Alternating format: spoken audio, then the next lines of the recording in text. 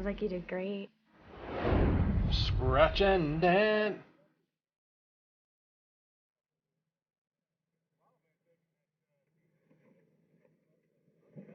Today we're in Montrose. Today we are in Montrose for the first time ever. My name's Kim, and today we're coming to Montrose. Rude. Hello, everybody. Hello, viewers. Please remember to do the thumbs up and subscribe. We need 1,000 subscribers. We're halfway there. And hit that notification bell for every month that we put out a video. We promise to have more videos coming out. A lot more. I already have 5 made. It's kind of hard to do the voiceovers for them. It takes us a while to get our schedules to line up so we can take the time to record for them. But I have 5 lined up. We're recording for them now, so hold your horses. Remember to subscribe. Oh yeah, we need 1,000 subscribers. Can't do anything with the channel until we hit 1,000 subscribers. YouTube locks us out. So, subscribe. Yep, you're good to go off of there. All right, back to the show. We're in Montrose today, and this was the first time that we went to Montrose. And we're on Scratch and Dent. Is that what we're doing? Yes, we're on Scratch and Dent. We're in Montrose, Colorado, south of Grand Junction. We've never been here. The trails are extreme. We're doing the easiest ones there. Well, I think they call that a gatekeeper. Pretty good wheeling when within the first 5 minutes you're already getting out of the Jeep to look at the obstacles. I can't wait to finish this trail and see what else it has. Yeah, these are the easiest ones there, and they were pretty hard. Yeah, I would call them hard trails. There's easy ones there, like dirt roads. Well, so if you a dirt want to road go is there, not like a trail. in a lesser Jeep, you can still go and enjoy some of the scenes, maybe when it's not so hot. But the obstacles there are real, and like even the second trail that we did, we couldn't even finish because it's so extreme at the end. It's like literally like a 6-foot wall. They expect you to winch up. It's nuts. Yeah, all those rocks that we were just on is basically a gatekeeper for a lot of the other trails, because you have to do that to access these trails. No, there's a bypass for the whole thing. Oh, okay. And this next ledge.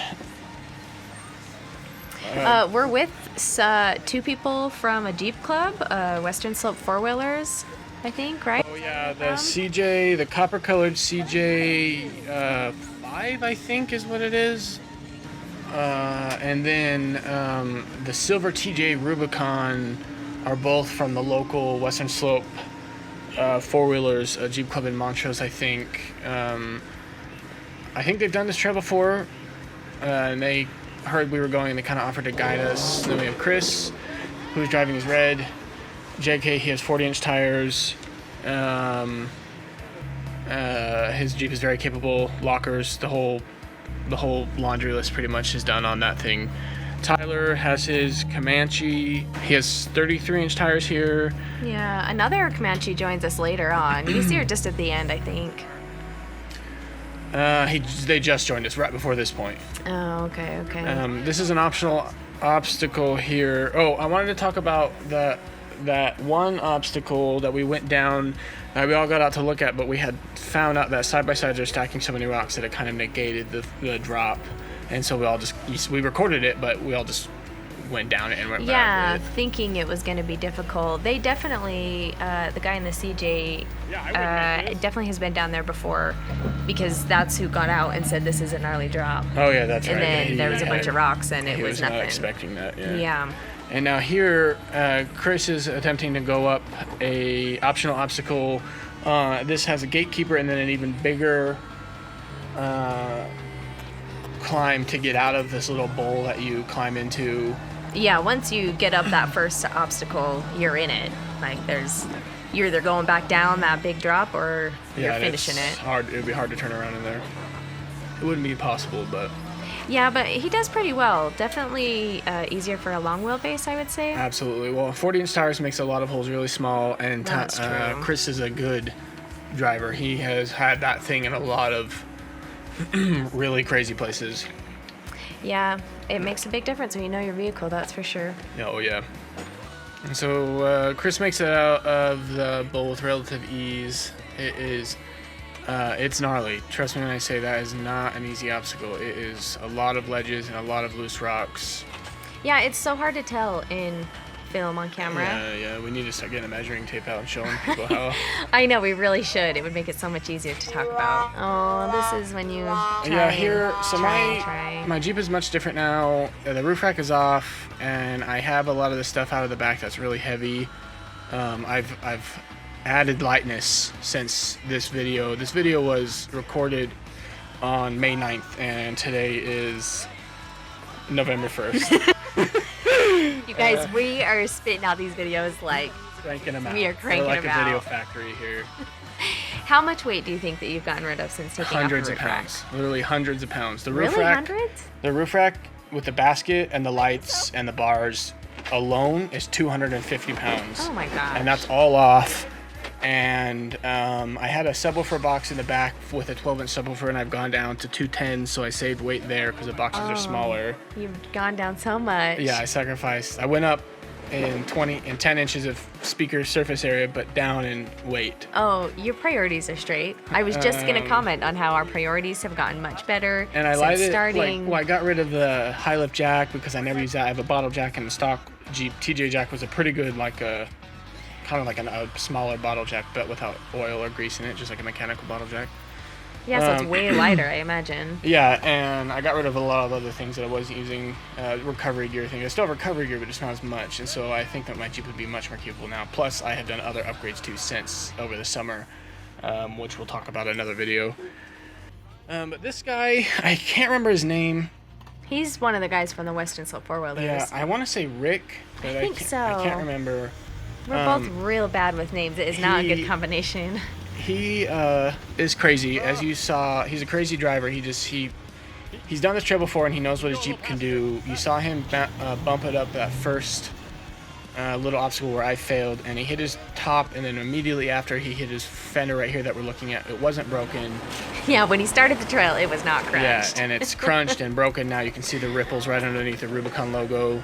But he's willing to send it, and you can see his RCVs in the front axles, so he obviously knows his priorities are where they should be. His axles are beefed up, but unfortunately, immediately after this, the rear locker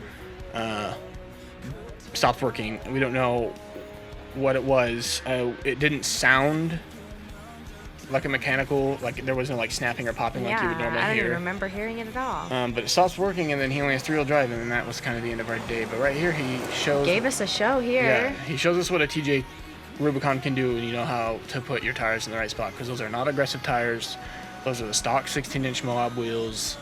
He's not, it's not all clapped out like some of these other Jeeps you see. But he knows. Right here, isn't this where you broke right there, it? yeah. See, now that tire's not spinning in the rear, but this other one is. Oh, yeah. So it's open in the rear. I don't think he had the stock lockers. I think that he has e-lockers. Yeah, he had Eaton e-lockers, and we didn't know if it was a wiring problem or a mechanical problem. But we tugged them out. Chris tugged them backwards. We went to the Scratch and Dent. Oh, this whole video we kind of had some spotty footage because we lost one of the batteries for the main camera, and it kept dying. Girl, we don't know who, but some girl lost a battery in Moab, and we just haven't gotten a second one yet. So unfortunately, we couldn't record, but we just went to the end of Calamity Canyon, and there's pictures online on the Montrose City Council website or whatever of the end of this trail, and it is like I didn't know there was some online. That's strictly buggies only.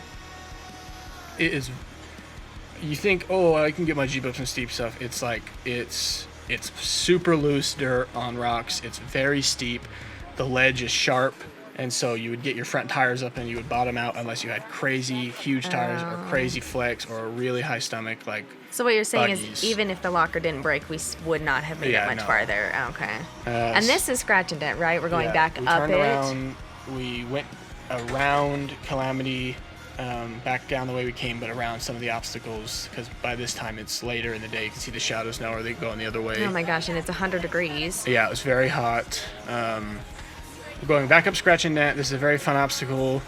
The whole trail is fun. I can't wait to go back, especially now, like I said, with my Jeep being so much lighter. It handles a lot better.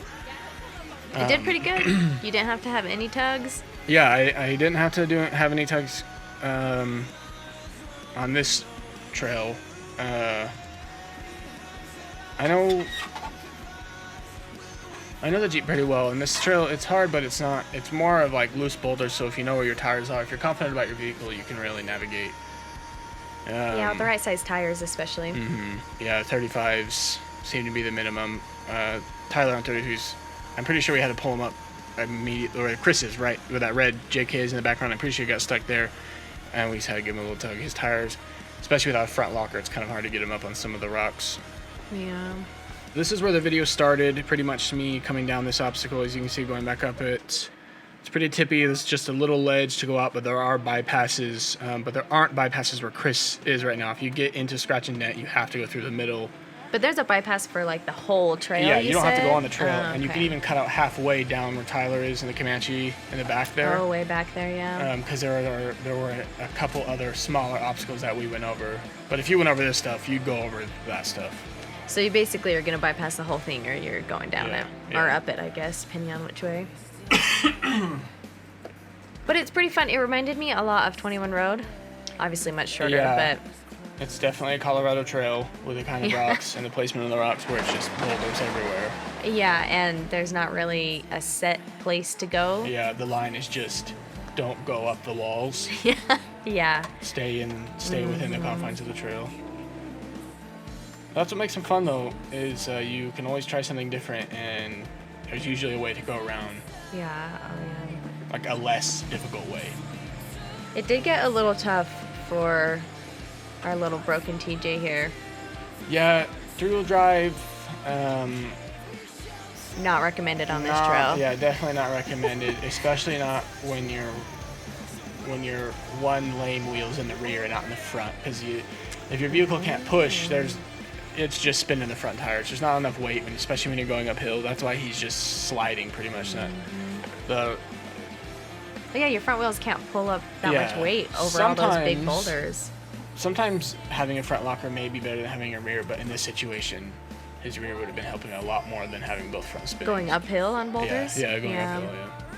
And Chris winched him up, right, in the end? Yeah, he tried to winch to a tree, and it started to come over because the sand is really dry there, so we stopped so we wouldn't damage the tree, and then Chris backed up, and we pulled him up, and I had to help with the rigging, so we didn't have much footage there, and I think the batteries were also giving us trouble on the Osmo, or the battery, the only one. But anyway, we tugged up the silver TJ. He got up pretty easily, and then Tyler came in, and I think I don't remember if he had to get pulled there, but I remember we had to stack like a million rocks because there was a couple of. Oh, you saw where I got hung up. Yeah. Even with my lockers, yeah, he got hung up there, and he I don't just dare wasn't getting say enough. he had to get pulled. 'Cause last time I said it in a video, he was very certain to correct me that he did not have to get pulled. And I don't remember good enough. Regardless, I was stacking rocks like it was my job there, purely because on some of those ones where your front is climbing a big rock, if you don't have lockers or tires bigger than you need, you can't Bigger get up. than the rock, You're literally yeah. ramming into it, not doing anything, just digging holes with your rear tires. Yeah, and this is the other Comanche, Destiny, that joined us. Yeah, she joined halfway. She lives in Montrose. She knows the trail. Her Comanche has 35-inch tires, open in the front, locked in the rear, I think. But she knows the trail a little more, so she was able to Yeah, and she's a little bit more willing to, give her the beans. yeah, Give her the old berries. not as worried about I don't want to say Yeah. denting up your vehicle, but you know, it's kind of like, Tyler, he definitely is more worried about damage, yeah, worried about his bodywork a little more. but even though his paint may not be pristine, his Hey, bodywork I is... like his multicolored paint. All right, well, that's all we got for you today. Thanks for watching. Remember to call your grandma. Remember to subscribe. Call your grandma and tell her to subscribe as well. Oh, yeah, when you catch up with your grandma and your family, tell them to go to Colorado Road and subscribe. We love you. Thanks for watching. We'll have another video up soon. All right, well...